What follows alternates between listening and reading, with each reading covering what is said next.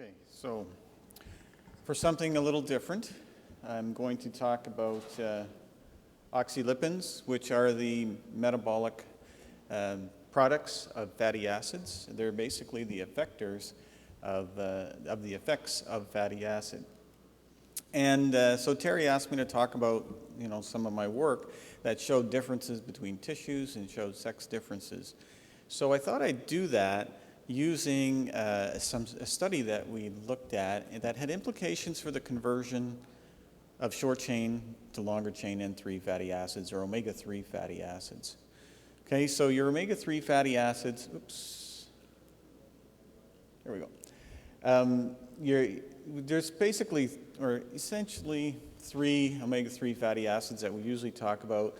The ones that come from plants, this is alpha-linolenic acid, it's an 18-carbon N-3 fatty acid, and it can be converted to EPA and DHA. These are your classic fish oil fatty acids, icosapentaenoic acid, docosahexaenoic acid, through a number of desaturation and elongation pathways. And the data that is in the literature, looking at fatty acid data, suggests that the conversion of ALA to DHA is rather poor, especially in males. Well, why does that matter? It matters because we still haven't decided in the nutrition field whether or not you need to consume EPA and DHA or whether you can just consume the precursor from plant oils. Okay, and so this is a debate that's been going on for a while. I'm not going to settle that debate here. I'm hopefully going to give you a little bit of information that adds to the debate. But this slide really shows quite well the divergence in recommendations. So you've got everything from 1,300 milligrams in Russia to almost 10% of that in Australia and New Zealand, with a lot of recommendations in between. And then you've got a number of countries, including Canada, US, India, that say 0. Now this is a slide that I got from the Global Organization for the Promotion of EPA and DHA. So they're unapologetically promoting EPA and DHA. So I think they're being optimistic here, saying it's not yet. And so they obviously are telling us where it needs to be.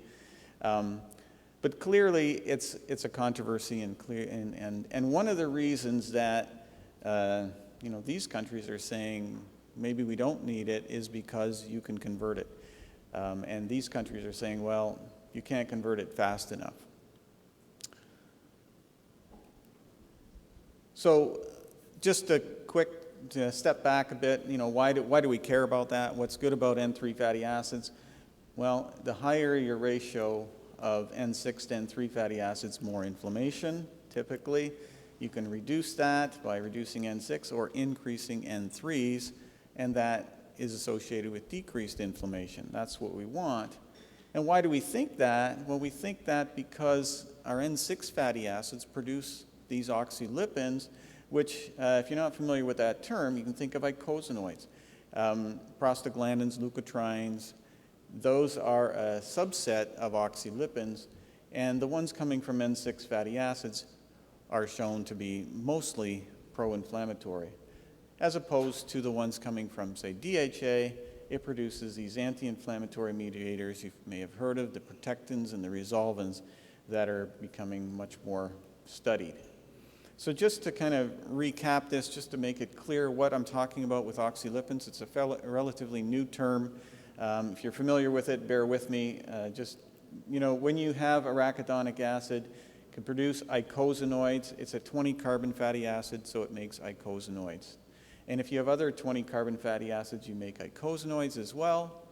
But if you have 18-carbon fatty acids, like our ALA, and then the other essential fatty acid, linoleic acid, they're 20-carbon fatty acids, they're 18 carbon, so they produce octadecanoids.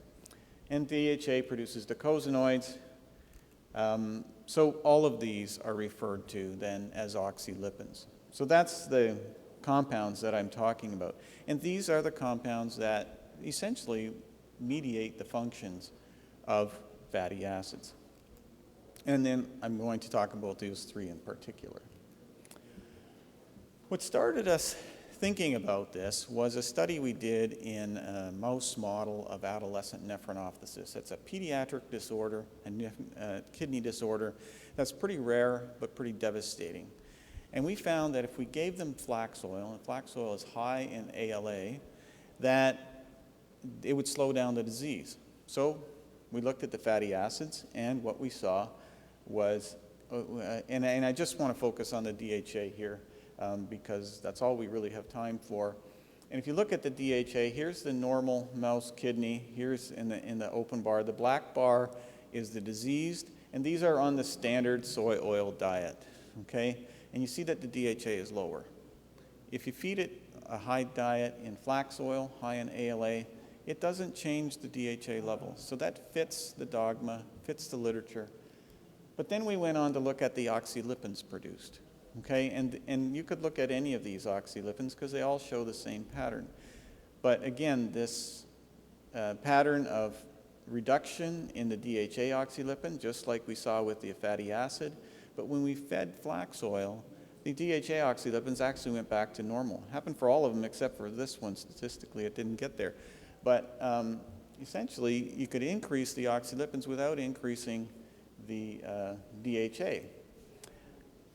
This is a pretty rare disorder. Maybe it's a weird animal. We also looked in a rat model of nephronophthisis, saw the same thing. So we said, that's interesting, but it's in diseased tissues. What about normals? Okay, so we designed a study. We have, and this is part of a bigger study, and I'm just going to show you the results from 2 diets right now, and then later I'm going to talk about more of them. We had a control diet. It has adequate levels of the essential fatty acids, okay? And we achieved that by using a mixture of oils and then manipulating that so that in the intervention diet we had 3 more grams of ALA, but same amount of LA. And note that there's no EPA or DHA, and these are plant sources, so there's no EPA or DHA or arachidonic acid in these diets. Quickly, methods. Weanling rats, 6 weeks. We looked at 3 tissues, so there's our, what's the difference between the tissues. And this is in males and females. We looked at fatty acids and then oxylipins by mass spectrometry. So very quickly, I just want to talk about what happens to ALA. If you feed ALA, the ALA levels go up in the kidney, they go up in the liver, they go up in the serum. So these blue bars are the ALA feeding. And there's also some sex effects here, so I'm going to get back to those later. I'm a simple guy, so I can only deal with diet effects first, and then I'll go back to the sex effects. It gets more complicated when there's an interaction, and that happens later too, but that's the way I'll deal with it. So, makes sense. Feed ALA, more ALA in the tissues. What happens to the oxylipins? So I'm showing the oxylipins in a little different format here. I've got a table because there's a lot of them. Okay, so I want to impress upon you that they're all changing, because what you see here in the kidney, liver, and serum is that the blue shading indicates that there's an increase, and they're all increased in all the oxylipins that are formed, or the ones that are detected in these tissues. They're all going up. So that sort of fits the dogma. Feed ALA, you get more ALA, and you get more ALA oxylipins. Same thing happens with EPA. ALA gets converted to EPA. You get more EPA in all 3 tissues, or the 2 tissues in the blood and the serum. And when we look at the EPA oxylipins, we see the same thing. Not 100% like with ALA oxylipins, but almost all of them. Okay, so what about the DHA? That's where the interesting thing comes in, because just like in the diseased kidneys, you can feed ALA, but it doesn't increase the DHA level. So there's no significant difference there, and it's certainly not higher. And that happens in the kidney, and it happens in the serum. Interestingly enough, the liver actually you do see a little boost in DHA in the liver. So oxylipins. Now I'm going to just look at one tissue at a time, because there's more of these oxylipins, and they do different things. So here's one of the take-homes that Terry was talking about, that there's a difference between tissues. So in the kidney, just like in the disease, here again is the fatty acid. No change in fatty acid level, but most oxylipins, most DHA oxylipins are elevated, okay? So that's what happens in the kidney. What about the liver? Liver, essentially no change. There's one actually that's higher in the control and one that's higher in the ALA intervention, but really there's no difference. And that's kind of surprising. I would have thought, oops, hitting the wrong buttons again. Would have thought that, if any tissue is going to show more DHA oxylipins, it'll be the liver because there's a little more DHA, but that doesn't actually happen. In the serum, it looks, again, more like the kidney, where there's no change in the DHA, but there is an increase in many of the DHA oxylipins. So this conversion of ALA to DHA, it seems like it can occur even when you don't change the DHA levels in normal rat tissues. It's a little different. It happens in the kidney. It seems to be reflected in the blood, but not in the liver. So this is where sex comes in. Does sex affect this at all? So again, showing the same slides, but I'm just focusing here on the DHA. And what you can see here is what's been reported before, is that, so the females are in the open bars and the males in the crosshatch bars. And the levels of DHA are higher in the females, in the kidney, in the liver, and in the serum. So all three pretty consistently higher in females. What about the oxylipins? Again, so this is the same data, but now I'm focusing on the sex effect shown here in this column, and shows that there are 9 out of the 16 are influenced by sex, so there's sex differences. And in the next slide, I've given you 4 examples of these. There's 9 of them. All 9 of them are higher in females. So that fits with, and that matches what happens to the fatty acid. So various pathways, but they're all higher in females. What about the liver? Very little sex effects in the liver, or sex differences in the liver, and just 1. And when we look at that one, it in fact is higher in males. So even though the DHA levels are lower in males, this one oxylipin is higher in males. So something's quite different there. So even though there's no DHA oxylipins that are higher in females, even though the DHA was higher in the liver. In the serum, where we didn't see any difference, or where we see, again, higher levels in females of DHA, there are a few sex effects here, 4 of them, and they're shown in the next slide. And indeed, all of these are higher in males. Okay, and you can see that the hatch bars are higher for these 4. So all the ones that do have a sex difference are higher in males. So again, there's a discrepancy between fatty acid and the oxylipin composition. So when Vern asks, what's the lipid composition? You didn't say fatty acid composition, but we implied that that was a fatty acid composition, because if you're getting Ken Stark to do it, that's fatty acid composition. But he can do oxylipins too, I think, and I would suggest that you probably want to do some oxylipins, because just because the fatty acids do something doesn't mean the oxylipins do. And they're the ones that are, your biologically active metabolites. Okay, so the sex effects on conversion of ALA to DHA, they're really tissue specific. So, that's, again, one of the take-home messages I think Terry wanted, so hopefully I've delivered that. What about the other oxylipins? I've only talked about mostly the DHA oxylipins. As I indicated, this was part of a bigger study, and so this was looking at the sex differences in the kidney, looking across all the diets, okay? And you can see here's the DHA oxylipins, and they're higher in the females. So the pink is higher in females, shown to the right, males to the left in blue. And these are all the oxylipins that display a sex difference.